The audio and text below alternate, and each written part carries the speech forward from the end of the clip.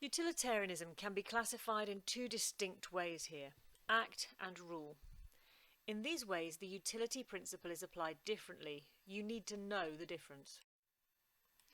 Act utilitarianism is attributed to Jeremy Bentham, who we will consider in detail later. He was concerned with treating each moral situation as unique, and therefore applied his own method to establish each individual act and to decide whether or not it would produce the maximum happiness and the minimum amount of pain.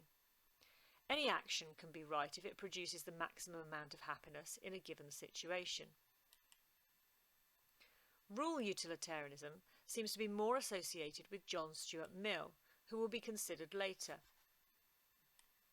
The description of him, though, was applied retrospectively, and that may not have been a term that Mill would have used about himself.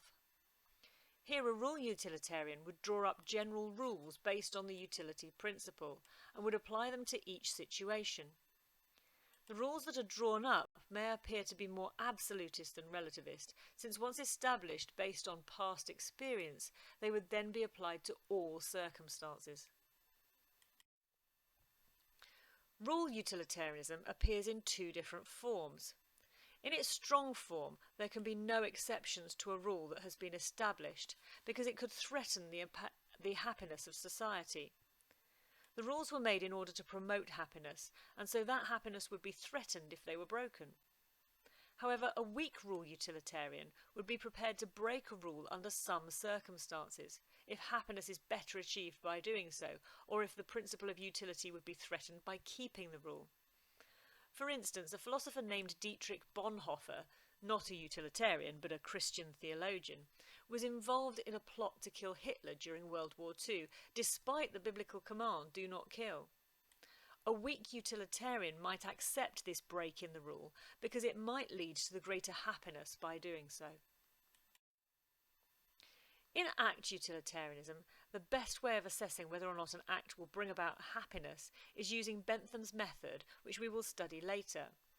However, if we take the example of a young girl, Beth, who is pregnant and trying to decide what to do, rather than looking at what has brought others happiness in the past, the decision maker would need to just look at her particular situation.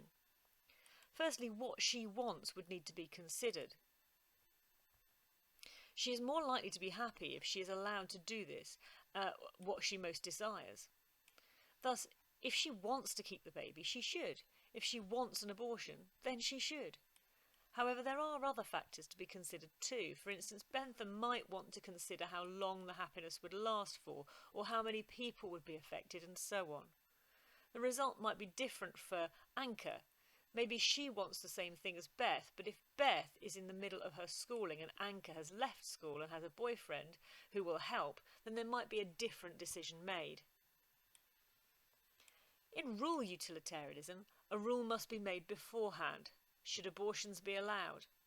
If it creates the greatest happiness to allow women to have abortions if they do not want to have a baby, then both Anka and Beth should be allowed to have their abortions if they want them. The rule should be made in order to protect the maximum happiness. It is the happiness of society that should be established through these rules. It is vital that as few people are unhappy or in pain as possible, and in fact by aborting an unwanted child, minimum pain could be created, since the fetus can feel less pain than someone out in the world. It would be more painful for the child to be unwanted and for the woman to carry the child against her will.